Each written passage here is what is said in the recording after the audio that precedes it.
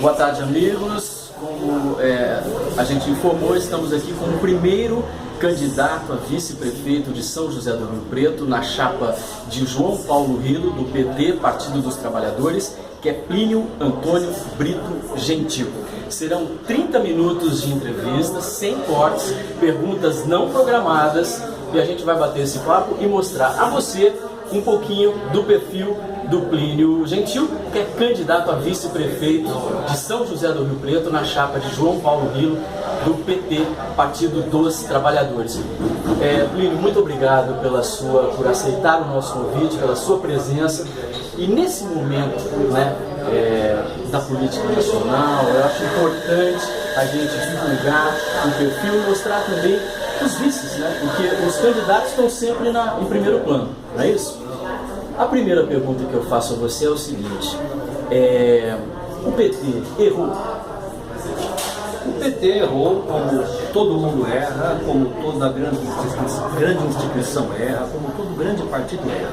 Eu tenho falado o seguinte: para você não errar, você fica em casa, debaixo das cobertas, não faz nada, esperando a morte chegar.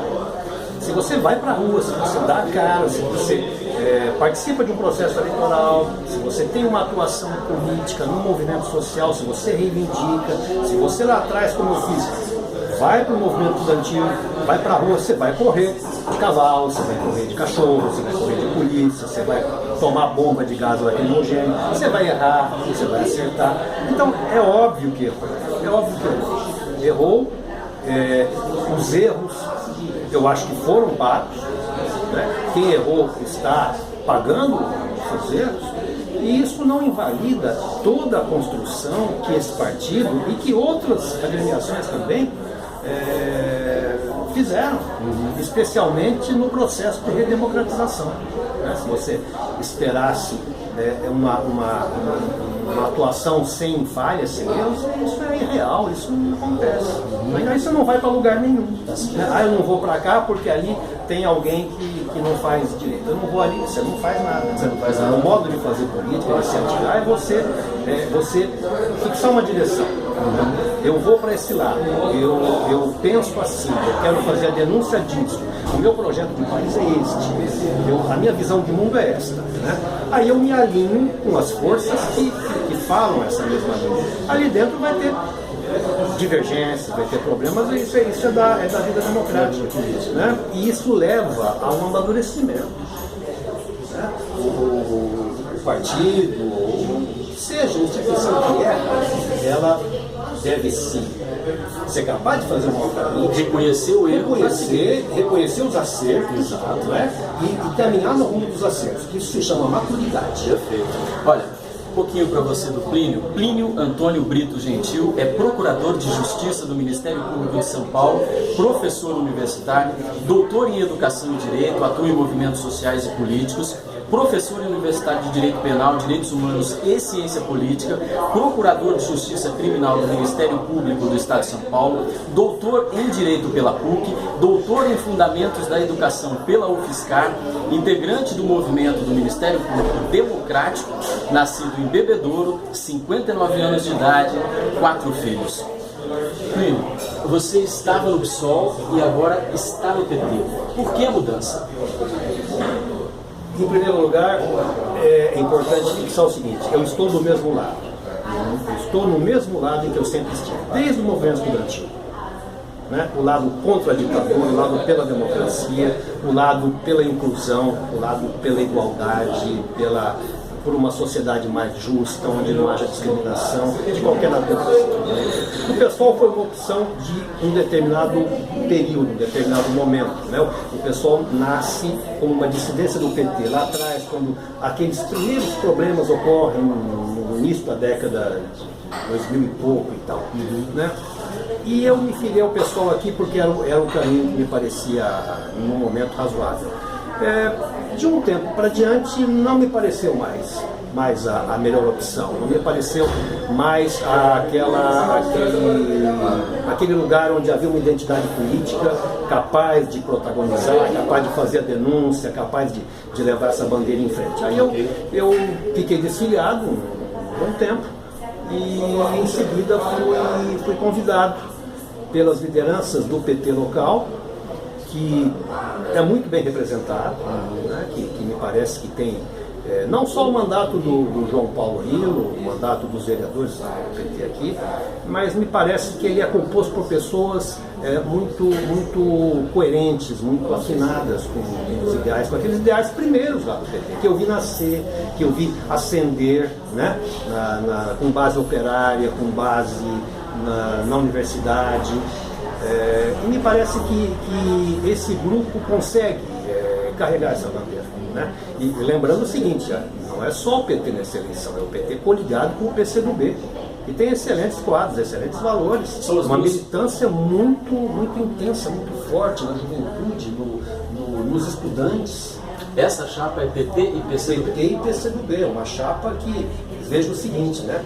Ela já se preocupa com a qualidade de aliança que vai fazer. Então veja a nossa aliança onde foi.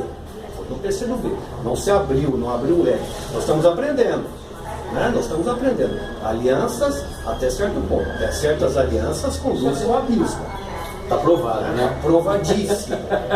Eu queria perguntar para você também, Plínio, o seguinte. Como é que você vê a imagem do PT hoje para a sociedade de Rio Preto? Vamos aqui fazer uma análise micro de São José do Rio Preto. Como é que você vê essa imagem hoje do PT para a sociedade rio-pretense? E se você acha possível desconstruir essa imagem que boa parte foi construída pela mídia? Olha, eu estou muito tranquilo em relação a isso, até mais tranquilo do que imaginei que eu estivesse, porque a política é muito dinâmica, não é? Esse trabalho de demonização de um partido que foi feito de forma massacrante pela mídia, isso todo mundo vê, hoje isso é muito evidente. As pessoas conseguem fazer essa... Olha, a coisa foi tão exagerada que ela tá mostrando as suas brechas, as suas falhas, né? Então hoje eu percebo que há um refluxo nessa ideia, porque as pessoas começam a se perguntar, bom, tudo bem, houve corrupção no PT, ela foi punida, ela foi apurada. Onde não houve? Né? Exato, ela foi apurada de maneira intensa, de maneira severa, mas e as demais agremiações? Será que os males começaram nesse partido? E só aí é que importam, a gente só apura dali. Isso foi tão exagerado, essa seletividade, que isso é meio evidente para a população. Então o que eu vejo hoje é o seguinte quadro, olha, mais rapidamente do que parecia, esta imagem de uma agremiação vinculada a práticas erradas e tal, ela vai se desfazendo e a população vai percebendo que na realidade, né, o que se faz por ali afora é muito pior, né? É muito pior, é muito mais antigo, não se apura devidamente. Isso o povo percebe, o povo não é bobo. E veja mais uma coisa que a gente tem notado, né? Uma sensibilidade de quem vai para a rua e ouve a população. Até um tempo atrás, não faz muito tempo, a gente ouvia o seguinte: olha, eu gosto de você, um bom candidato, mas eu não vou votar porque eu não gosto do seu partido. Tem muito isso. Tá bom. Isso umas 3 semanas atrás. Agora, nós estamos na rua aí, todos os dias. Agora a gente ouve o seguinte: olha, eu não gosto muito do seu partido, mas eu gosto de você, eu vou votar em você, embora eu não goste do seu partido. Você percebe que há uma inversão? Exato. Né? Então, esse não gostar do partido é uma coisa que vai se diluindo, que vai acabando, e não precisa muito, viu? Se o governo federal que está aí, né, que aplicou um golpe com apoio parlamentar, do que há de pior no parlamento.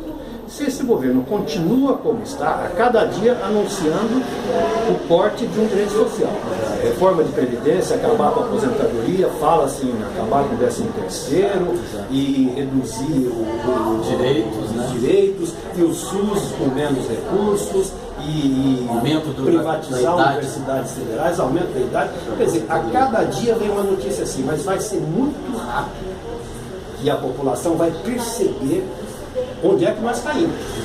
Né? Onde é que nós caímos?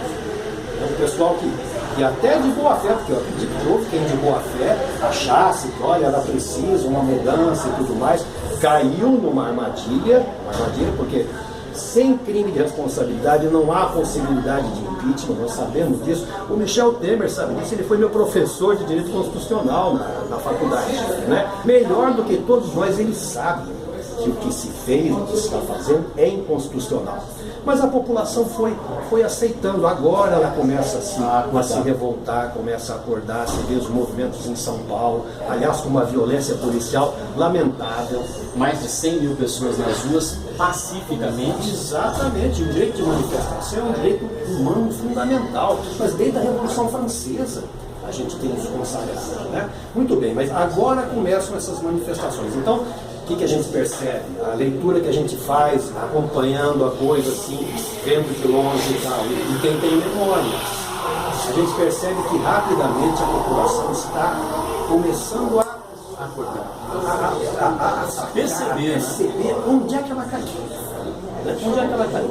Olha, se for assim, de hoje até o dia da eleição, todo esse descontentamento vai se voltar contra o governo e, obviamente, vai dialogar com quem? Com as forças progressistas, com as forças que fazem essa crítica. E nós somos essa força. A gente percebe claramente, Plínio, a sua ligação com a educação, e sabemos da importância da educação para a construção de uma sociedade crítica, uma sociedade consciente, uma sociedade que, diante da notícia da mídia, ela sabe fazer a sua autoanálise. E a educação é muito importante nisso. Eu quero perguntar para você o seguinte: a sua chapa, João Paulo Rilo e Plínio, eleitos em São José do Rio Preto, qual vai ser a atuação de vocês nessa área? Olha, em primeiro lugar, você me levanta uma bola na rede, assim, sem defesa, para cortar a cara da educação, né? Eu tenho uma verdadeira paixão pela educação. Educação é um ramo da ciência. Educação é aquilo que consegue abrir as portas para alguém da sua libertação, da sua emancipação, né? E educação é mais do que instrução. Educação é aquilo que está afinado com um projeto de país. É um projeto de gente emancipada, de gente capaz de ver o seu caminho, capaz de fazer a crítica e não se alienar, né? De não ser capaz de assistir uma programação da mídia dominante, qualquer que ela seja, e sair repetindo aquilo como se fosse verdade. Como essa mídia mente, distorce, né? Meu Deus do céu, você veja no processo político que nós passamos, você veja toda a manipulação, o enfoque que ela dá para uma coisa, para outra. De repente ninguém fala mais nisso. Operação Lava Jato, por exemplo, desapareceu dos telejornais. Cadê a história da crise? Não, a crise agora é internacional, mas nós sempre falamos que a crise era principalmente internacional. Cadê o petrolão? Cadê os escândalos? Cadê aquilo que todo dia surgia? Então isso é a manipulação claríssima de uma mídia que é uma empresa privada, comprometida com interesses privados dominantes. Muito bem. Então, o que a educação tem isso? A educação te permite se libertar disso, né? E em educação eu gosto muito, já pesquisei, já participei de congresso internacional, inclusive, mas eu gosto muito da postura do Paulo Freire. É um grande brasileiro, reconhecido internacionalmente. Ele diz uma coisa que eu repito para os estudantes. Ele diz o seguinte: olha, a educação libertadora, ela é aquela que te faz, primeiro, ler o mundo, compreender, ter uma visão de mundo. Depois, ler a vida, situar a sua vida no contexto daquele mundo, você compreender a sua situação de dependência, por que você pensa isso ou pensa aquilo. E por último, ler o livro, nessa ordem, senão você não vai compreender o livro, né? Você tem que ler o mundo, ler a vida, depois ler o livro, você compreende. Então você me pergunta, a nossa chapa, né, na administração de uma cidade com potencial, com recursos de São José do Rio Preto, com potencial humano, com os talentos que nós temos e que às vezes nós perdemos porque falta aqui uma universidade federal, uma outra universidade pública estadual, ou a Unesp que nós temos, mas com o seu campus ampliado, com mais vagas. Vivendo o fim do Ministério da Ciência e da Tecnologia. Sim, pois é, quase o fim do Ministério da Cultura, lá atrás, né? É claro que isso não começa no ensino superior, começa aqui na educação básica. Né? É preciso, olha, você ter educação básica de qualidade, você tem que ter, além dos recursos materiais. Então não são só prédios, computadores, carteiras, isso precisa, obviamente precisa. Mas você tem que ter um material humano de qualidade. Né? Professores muito bem formados, né? Precisa investir muito na formação desses professores, formar esses professores na linha do Paulo Freire, né? Que eles leiam o mundo, a vida e o livro e depois vão para a sala de aula. E uma coisa que é básica, que Rio Preto tem um orçamento enorme, suficiente, precisa pagar bem professores. É básico, porque senão, ele não vai se sentir estimulado. Outra, você não vai competir com a iniciativa privada. A hora que ele estiver bom, uma empresa privada de educação, tem uma em cada esquina, ela vai sugar esse mestre que estaria ensinando as crianças, os adolescentes, né? Preparando-os para essa libertação. Então é preciso, e quando eu falo investir, não é investir dinheiro, né? É investir em formação, exatamente, uma política pública que atraia alguém a ser professor. Né? É preciso que a pessoa queira ser professor, aquele que tem vocação, que ele possa exercitar isso, fazer o que ele gosta, que ele vai fazer bem. E o ambiente das escolas, né, ser um ambiente atrativo para o aluno, para o professor, para a família, para a sociedade. Claro. Isso é muito interessante. Claro. Né? E isso vem do ambiente físico da escola e também daquilo que cerca. A escola não pode ser um castigo para a criança, né? Não pode ser uma prisão. Não pode ser aquela coisa, a gente ouve às vezes crianças dizem, olha, o pior momento meu é o domingo à noite, porque eu tenho que ir para a escola de manhã. Mas que absurdo, não é para ser um castigo. Tem que transformar isso. E aí também não é só a questão da formação do professor e tal, é o próprio conteúdo escolar, né? É a própria metodologia da escola. Você vê crianças, jovens, eles são por natureza curiosos. Eles querem descobrir, eles querem investigar. É preciso que a escola estimule isso. E não mate isso, uma postura autoritária, né, daquele mestre que sabe tudo, o aluno não sabe nada. Ele sai de lá se achando nada. Em alguns casos, né, quer dizer, não pode ser também uma escola que tenha essa mentalidade. Então é preciso, além de tudo que você me perguntou e me disse, é preciso reformular a mentalidade dessa sociedade. Vamos falar um pouquinho agora de saúde. Saúde pública em São José do Rio Preto. A gente sabe que se demora hoje 3 meses para se marcar uma consulta, depois fazer o exame médico. A pessoa que é dessa região, ela só pode ser atendida no posto dessa região, porque aquela, às vezes esse é mais perto da casa dela, mas ela tem que atravessar a cidade para ser atendida. O que é que vocês pensam em fazer nesse sentido para agilizar o atendimento do cidadão riopretense caso João Paulo Rielo e Plínio Gentil sejam eleitos? Olha, rapaz, eu estou impressionado, né, nessas andanças que a gente faz. Eu hoje não fui a um posto de saúde. No outro dia estivemos num bairro distante, em que é unanimidade na conversa das pessoas o seguinte: olha, o posto de saúde aqui, o atendimento é precário, o médico só tem até tal hora, a gente às vezes não consegue, como se diz, tem que marcar com muita antecedência. E uma senhora disse: eu mudei para cá, esse bairro, recentemente, mas eu me mantenho cadastrada lá no outro, porque lá naquele outro eu ainda sou o melhor atendido. Então você veja a precariedade. Agora, para ela chegar no outro, ela tem que, primeiro, pegar um ônibus que passa longe, que demora para passar, né? E aí você já entra no outro assunto, o assunto do transporte urbano, um absurdo, não é? Uma cidade quente dessa com ônibus, que não oferecem conforto. Como é que você quer melhorar o trânsito se você não incentiva o sujeito a usar o transporte público? E as linhas também, né, Plínio? A linha, para a pessoa chegar do ponto A ao ponto B, ela vai no ponto Z, ponto D, ponto E para chegar no ponto B. Isso é um absurdo, né? É que nosso sistema é aquele sistema radial, né? Então, tudo converge, quase tudo terminal central. Então ele vai, quando a cidade era menor, isso até servia. Hoje isso tem que ser reformulado.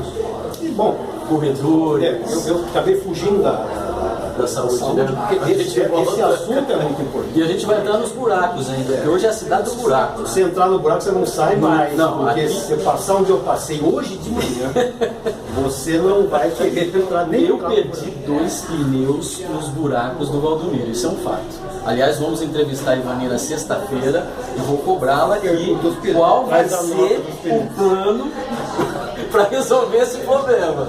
Para resolver. Que bom para os vendedores de pneu, né? Mas não tão bom para os cidadãos, né?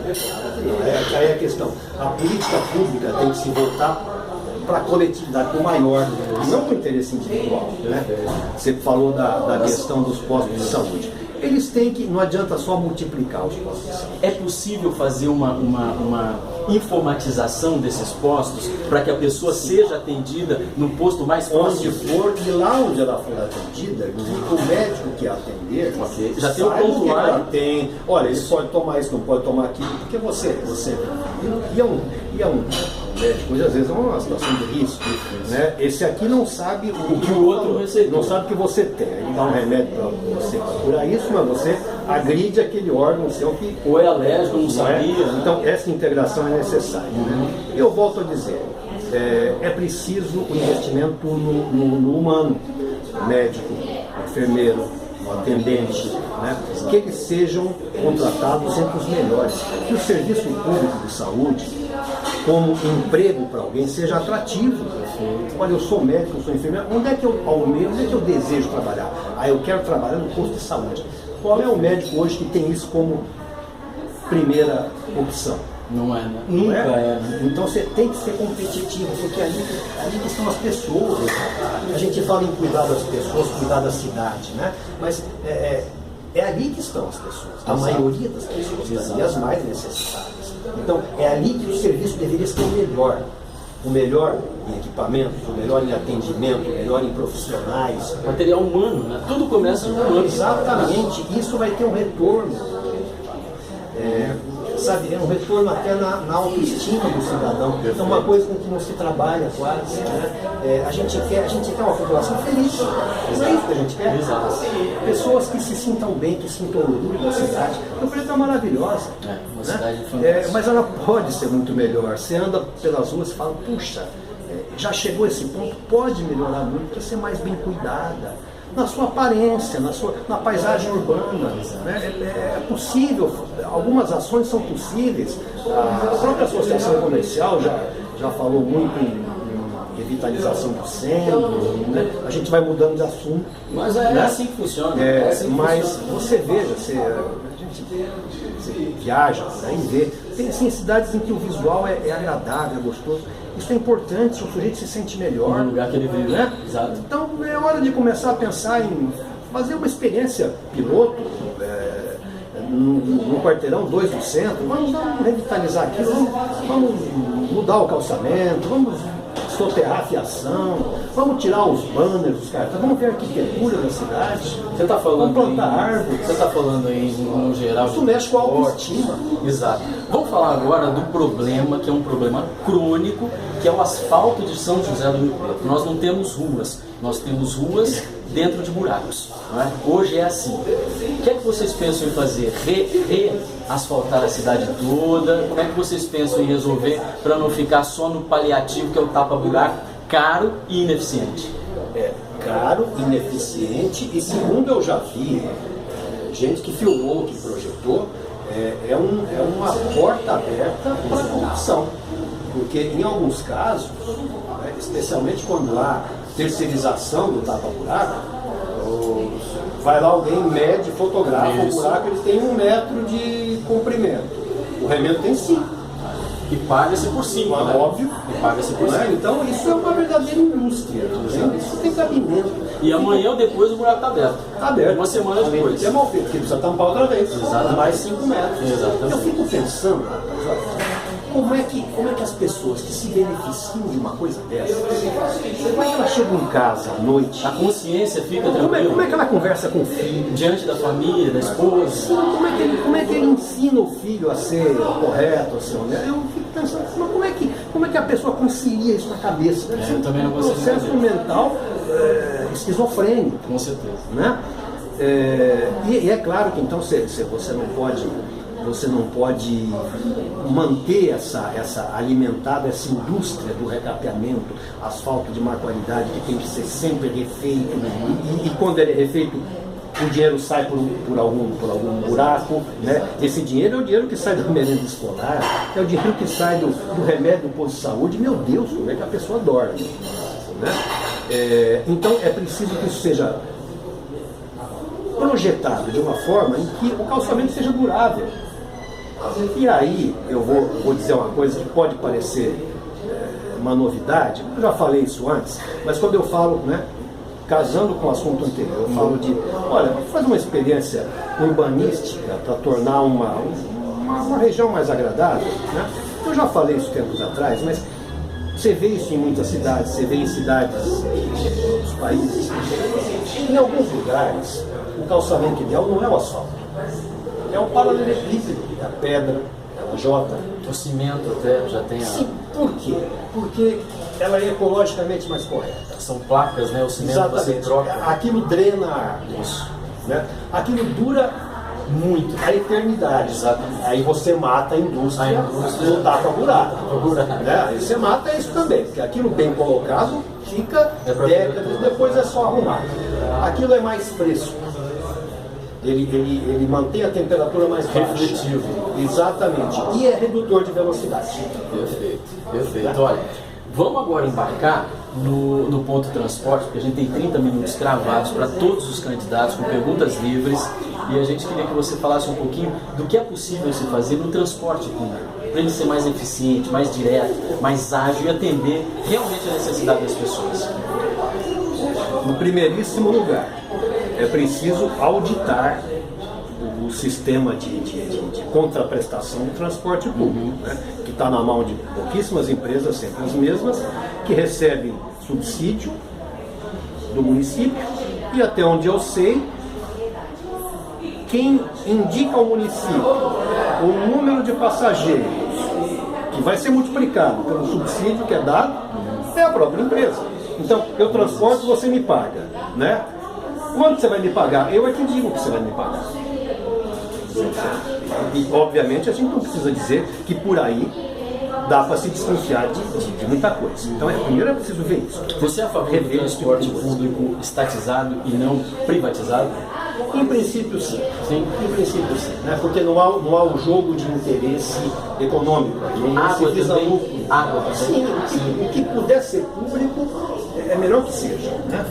A educação, a saúde, porque é básico, não se visa né? lucro. O básico. Né? E é o Estado que formula a política pública. O governante é eleito para formular a política pública. Tem legitimidade em cima da plataforma que ele conseguiu convencer a população que elegeu. O transporte público, então, em primeiro lugar, essa questão que é administrativa, contábil, fiscal. Né? De outro lado, você precisa melhorar a qualidade do material rodante. Né? Não são uma cidade quente, não são esses ônibus aí, pelo amor de Deus. Tem que ter ônibus com ar-condicionado. Ah, isso é sonho? Que sonho? São Paulo tem isso. São Paulo abriu corredores de ônibus. Você chega mais rápido num lugar andando de ônibus que andando de carro. Eu não ando de carro em São Paulo. Eu pego o metrô e pego o ônibus. E às vezes o trem da CPTM, né? Aquilo me facilita. Mas você tem ar-condicionado, você tem uma condição boa. Então é preciso melhorar o material que roda.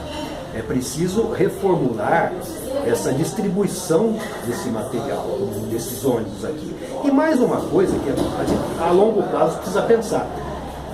Pouca gente pensa. Nós temos um leito ferroviário. Se você olhar no mapa, ele corta o mapa de Rio Preto pelo meio.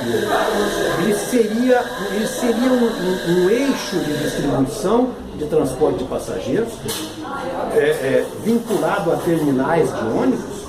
Né? Para facilitar ainda mais. Veja bem, um projeto que integrasse um transporte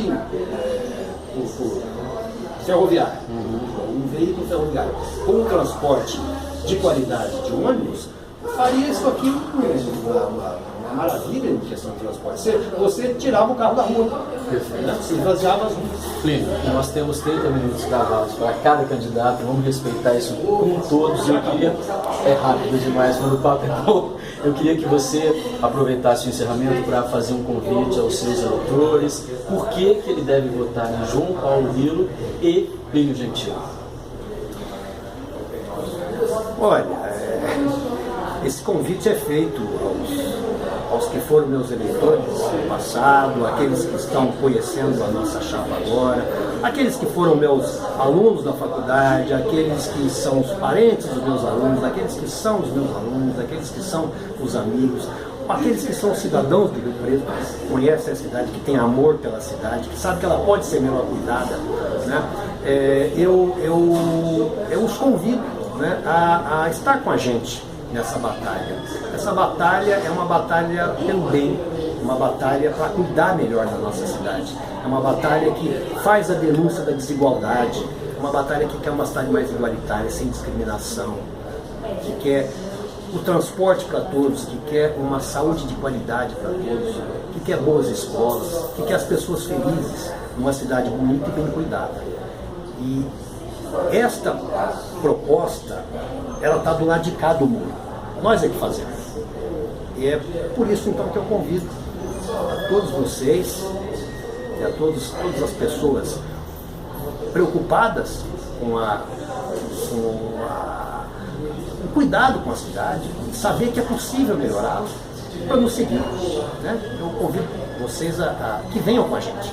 Se por acaso o João Paulo não puder exercer o mandato cai na sua mão, você vai seguir o plano de governo ou você vai mudar como vice que assumiu a presidência da República? Não, olha, uma das coisas que eu digo ao João Paulo é: você não me fique doente, não morra, não renuncie, não seja cara. Você fica quietinho na sua aí e fica no seu lugar.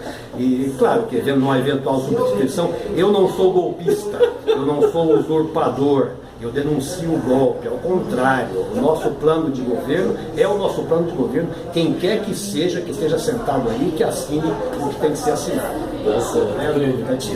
Foi um prazer em conhecê-lo. Muito obrigado por atender o Rio Preto News TV. A gente agradece e deseja boa sorte a você, João Paulo. Muito obrigado. Tá certo? Bom, e a você que nos acompanha, aguarde a próxima entrevista, que será com Ivani Vaz de Lima, vice na chapa de Orlando Bolsonaro. Até a próxima.